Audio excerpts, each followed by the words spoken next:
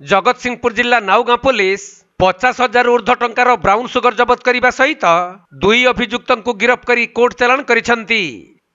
मिलिथिबा सूचना अनुसार गतकाली नाउगाँ पुलिस गोटे टीम पेट्रोलिंग करुवा समय विशेष सूत्रु सूचना पाइबा परे तेंटोई निकटरे अतर्कित भाव चढ़ाऊ करी 5.5 ग्राम ओजनर ब्राउन सुगर और नगद 3,000 टंका जबत करने सहित एही कारोबार रे संपृक्त थिबा 2 अभियुक्त करुओ ग्रामर उग्रसेन स्वाई पुओ विश्वजित स्वाई और भरत चंद्र नायक पुओ भागीरथी नायक को गिरफ्त करिबारे सफल होइथिले।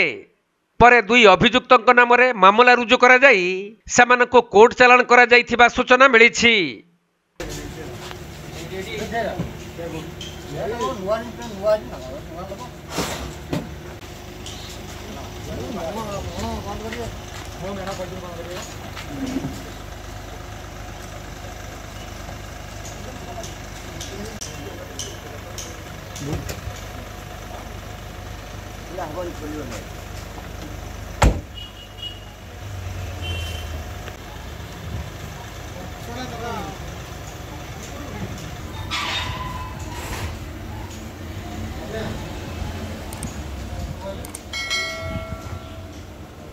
जगतसिंहपुर जिल्लारू वैष्णव रावल रिपोर्ट, कोणार्क लाइव।